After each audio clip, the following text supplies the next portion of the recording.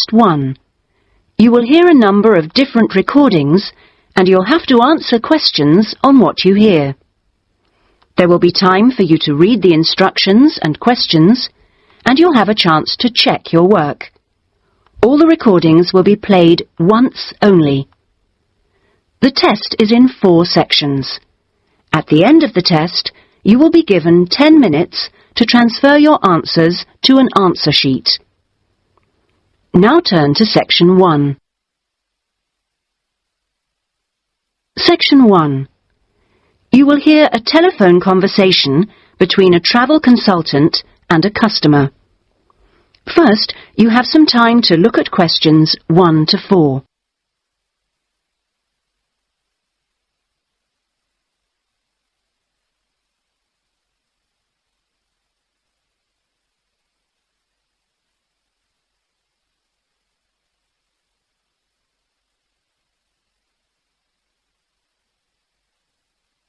You will see that there is an example which has been done for you. On this occasion only, the conversation relating to this will be played first. Good afternoon, Dreamtime Travel. How can I help you? Oh, hello. I'm interested in the holidays you offer along the coast near here. Yes, we operate several tours up the coast. Where in particular did you want to go? Well, I like the sound of the holiday that mentioned whales. Was it, whale watching? Oh, that's our whale watch experience. It's very popular, and it's based in a lovely little town with nice beaches. The holiday is called Whale Watch Experience, so Whale Watch Experience has been written on the form. Now we shall begin. You should answer the questions as you listen because you will not hear the recording a second time. Listen carefully and answer questions 1 to 4. Good afternoon, Dreamtime Travel. How can I help you? Oh, hello. I'm interested in the holidays you offer along the coast near here. Yes, we operate several tours up the coast. Where in particular did you want to go? Well, I like the sound of the holiday that mentioned whales. Was it, whale watching? Oh, that's our whale watch experience. It's very popular, and it's based in a lovely little town with nice beaches. Oh, right. And how long does it last? It's 2 days. That includes 4 hours travel time each way from here. Good. I don't want to be away any longer than that. So, is that by coach? Actually, it's by minibus. We like to keep those tours small and personal, so we don't take a whole coachload of people. In fact, we only take up to 15 people on this tour, although we do run it with just 12 or 13. Oh, right. So, do you run these tours often? Well, it depends on the time of year. Of course, in peak times, like the summer holidays, we do them every weekend. But at the moment, it's usually once a month at most. And when is the next one going? Let me see. There's one in 3 weeks' time, which is April the 18th, and then we don't have another one until June the 2nd. All right. And is April a good time to go? Pretty good, though the really good time is later in the year. I have to say, though, that the whale sighting is only one of the many things offered. Really? Yes, the hotel itself where you stay has great facilities. It's called the Palisades. The Paris what? No, it's actually the Palisades. Pallissades. It's right on the main beach there. Oh, I see. All of the rooms have nice views, and the food is really good there too. Oh, right. Before you hear the rest of the conversation, you have some time to look at questions 5 to 10.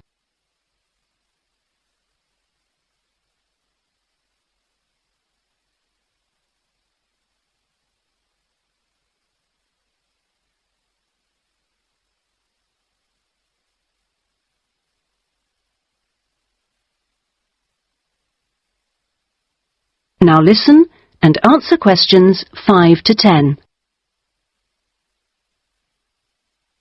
And what about the other things, that are included in the price? Oh, there are lots of things. If you don't want to do the whale watch cruise, your guide will take anyone who is interested either on a bushwalk through the national park near the hotel, and there's no extra charge for that, or on a fishing trip.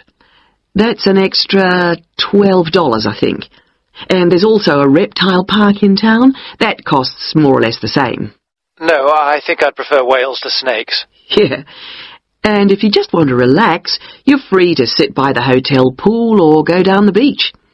Oh, and they also have tennis courts at the hotel, but you have to pay for those by the hour.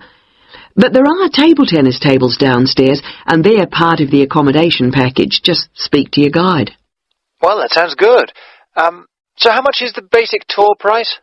At this time of year, it's usually around $300, but let me check. It's actually $280. And the next tour, are there any places on that one? How many people is it for? There are 2 of us. Yes, that should be fine. Can I just mention that we require all bookings to be made at least 14 days before you travel to avoid cancellations of tours? And if you cancel within 7 days of departure, you will have to pay 50% of your total booking. Okay. And you also need to pay a 20% deposit at the time of booking. Can I pay that by credit card? Yes, you can. All right. What I'll do is I'll talk to my partner and get back to you. Fine. So I'll make a provisional booking, shall I? 2 for the whale watch experience. Let me issue you with a customer reference number for when you call back. Do you have a pen? Yes. Okay. It's 39745T. That's T for Tango. When you call back, ask to speak to the tour manager. That's me, Tracy. Fine, I will. That is the end of section 1. You now have half a minute to check your answers.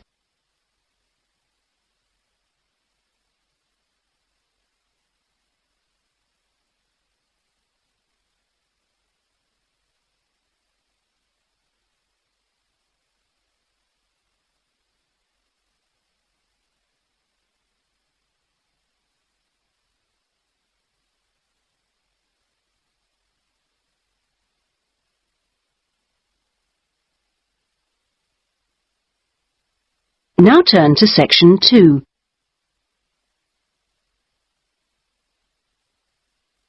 Section 2. You will hear a radio program giving parents advice about buying cots for their babies to sleep in.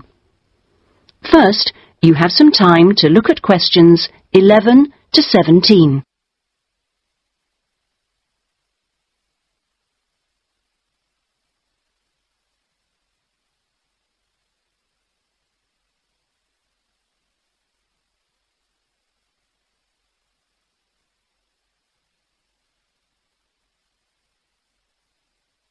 Now listen carefully and answer questions 11 to 17. Hello and welcome to today's Buyer Beware program, where we give you some tips on how to spend your money wisely.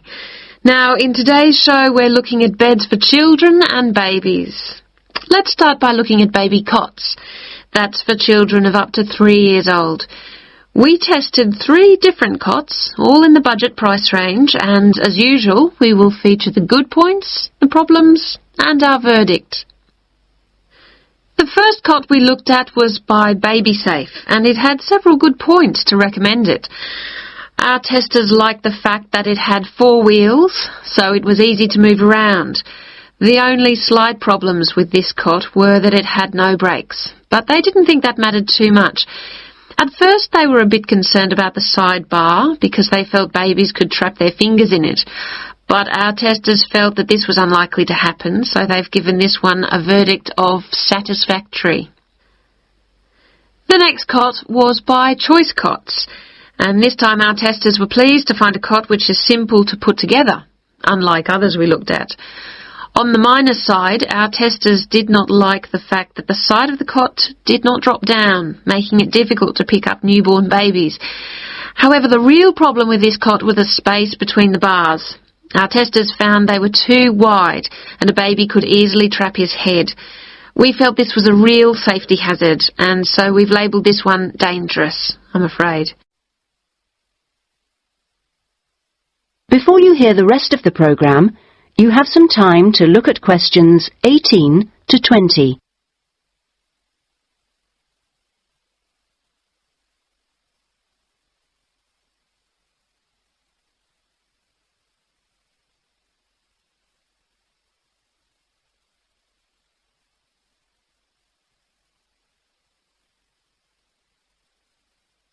Now listen and answer questions 18 to 20.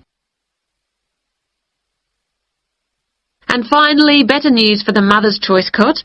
This cot was slightly different in that although the sidebar did not drop down, the base could be raised or lowered into two different positions, making it safe as well as convenient. The negatives for this one were quite minor. The only niggle everyone had was the fact that it has no wheels, and the only other problem anyone could find was that there were pictures, which were simply stuck on and so could easily become detached. The makers have now promised to discontinue this practice. As this cot will then be safe in every way, we have made the Mother's Choice cot our best buy. Congratulations, Mother's Choice. So what features should you look for in a baby's cot? Well, obviously, safety is a very important factor, as well as comfort and convenience. We recommend that if you are buying a cot, do make sure that any metal present is not rusted or bent in any way. You should ensure your cot has only rounded or smooth edging without any sharp edges. This is especially important for wooden cots. And now, on to beds for toddlers. That is the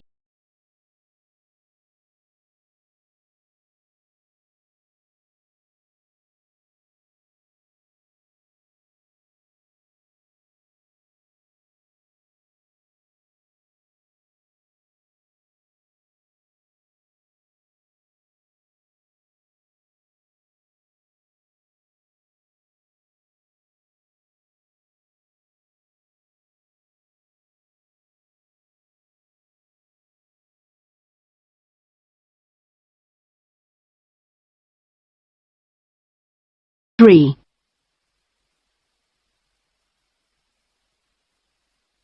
Section 3. You will hear a conversation between a student, Andrew, and a student advisor, Monica, about a diploma course. First, you have some time to look at questions 21 to 25.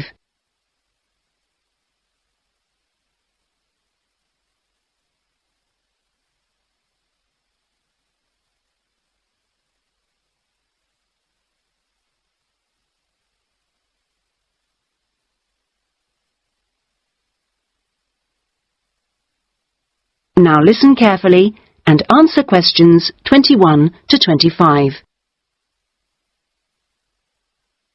Excuse me, I was told to come here for advice about management diploma courses. You've certainly come to the right place. Hi, my name is Monica. Nice to meet you. My name is Andrew Harris.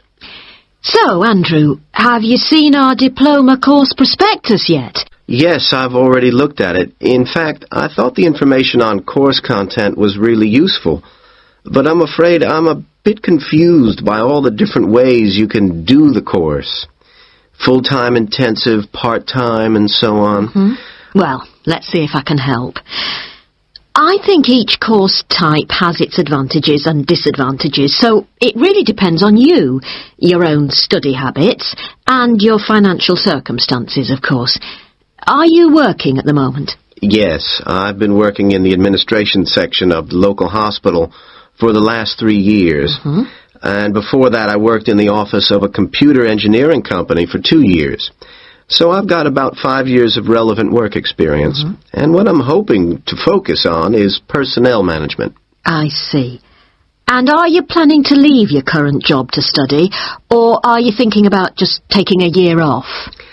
I want to know what my options are, really. I don't want to quit my job or anything, And my employers are keen for me to get some more qualifications, but obviously it would be better if I could do a course without taking too much time away from work.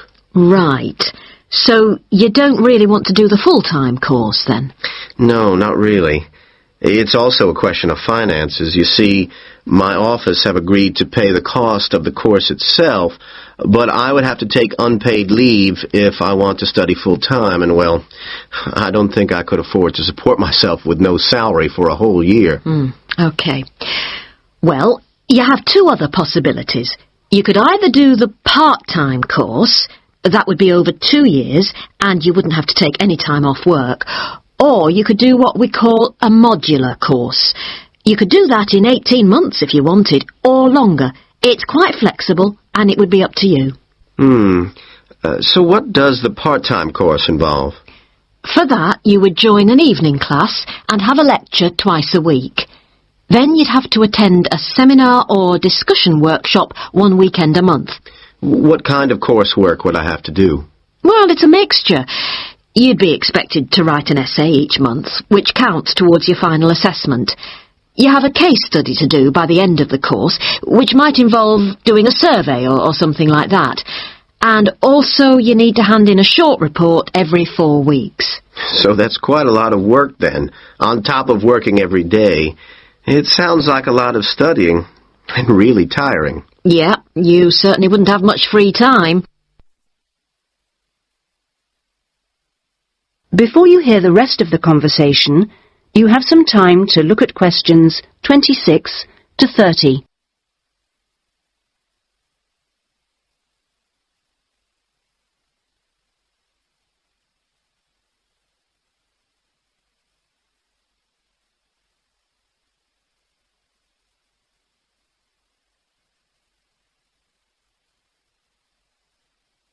Now listen and answer questions 26 to 30.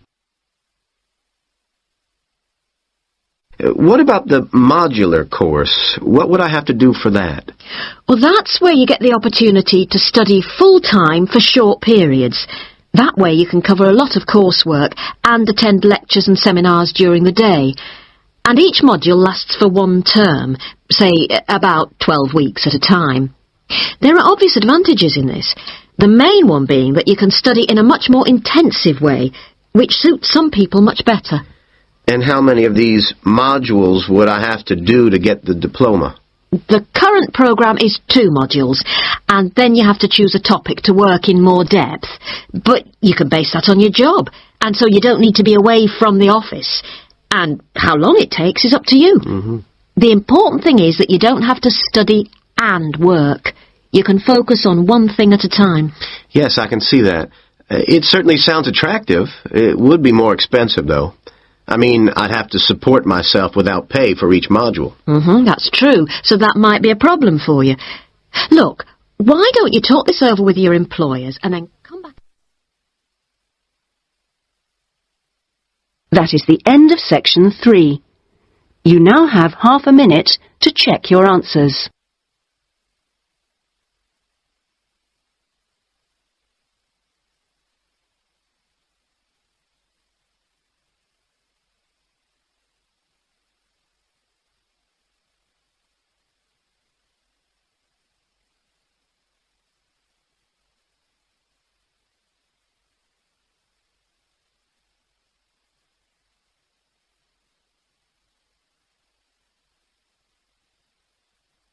Now turn to section 4.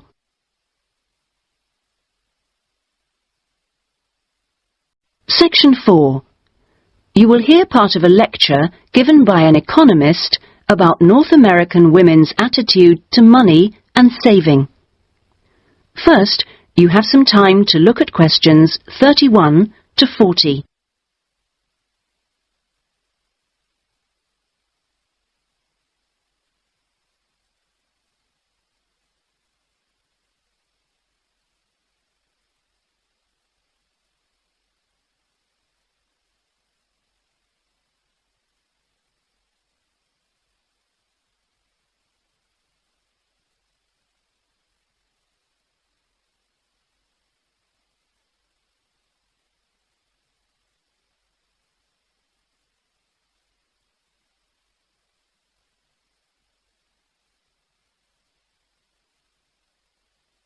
Now listen carefully and answer questions 31 to 40. Okay, so we've been looking at the attitudes of various social and cultural groups towards the management of their personal finances, how important they feel it is to save money, and what they save their money for. One aspect that we haven't yet considered is gender. So if we consider gender issues, we're basically asking whether men and women have different attitudes towards saving money, and whether they save money for different things. Back in 1928, the British writer George Bernard Shaw wrote in his Intelligent Women's Guide to Socialism and Capitalism that a man is supposed to understand politics, economics, and finance, and is therefore unwilling to accept essential instruction. He also said, a woman, having fewer pretensions, is far more willing to learn. Now, though these days people might question a lot of the assumptions contained in those statements, recent research does suggest that there are some quite fundamental differences between men and women in their attitudes to economic matters. Let's look at what men and women actually save for. Research studies of women in North America have found that women are far more likely to save for their children's education, and they are also more likely to save up in order to buy a house one day. The same studies have found that men, on the other hand, tend to save for a car, which, by the way, takes a surprisingly large amount of the household budget in North America.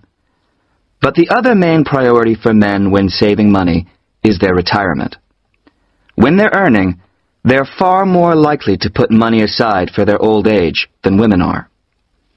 Now, this is rather disturbing, because, in fact, the need for women to save for their old age is far greater than for men. Let's consider this for a moment. To start with, it is a fact that throughout the world, women are likely to live many years longer than men, so they need money to support them during this time.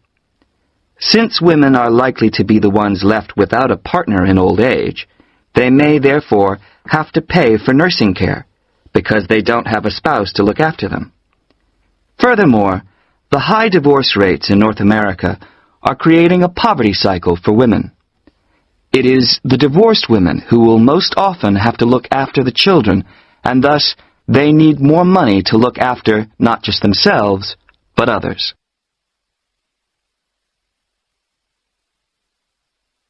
So what can be done about this situation? The population in North America is likely to contain an increasing number of elderly women. The research indicates that at present, for women, it takes a crisis to make them think about their future financial situation. But of course, this is the very worst time for anyone to make important decisions. Women today need to look ahead, think ahead, not wait until they're under pressure. Even women in their early 20s need to think about pensions, for example, and with increasing numbers of women in professional positions, there are signs that this is beginning to happen. Then research also suggests that women avoid dealing effectively with their economic situation because of a lack of confidence. The best way for them to overcome this is by getting themselves properly informed so they are less dependent on other people's advice. A number of initiatives have been set up to help them do this. This college, for example, is one of the educational institutions which offers night classes in money management, and increasing numbers of women are enrolling on such courses. Here, they can be given advice on different ways of saving. Many women are unwilling to invest in stocks and shares, for instance, but these can be extremely profitable. It is usually advised that at least 70% of a person's savings should be in low-risk investments. But for the rest, financial advisors often advise taking some well-informed risks. Initiatives such as this can give women the economic skills and knowledge they need for a comfortable, independent retirement. The increasing proportion of elderly women in the population is likely to have other economic consequences. That is the end of section 4. You now have half a minute to check your answers.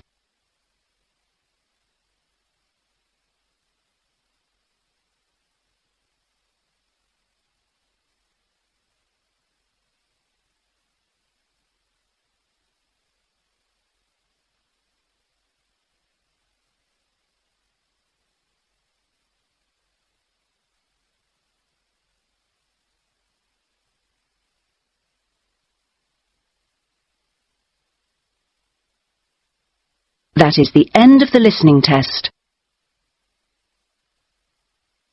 In the Ielts test, you would now have 10 minutes to transfer your answers to the listening answer sheet.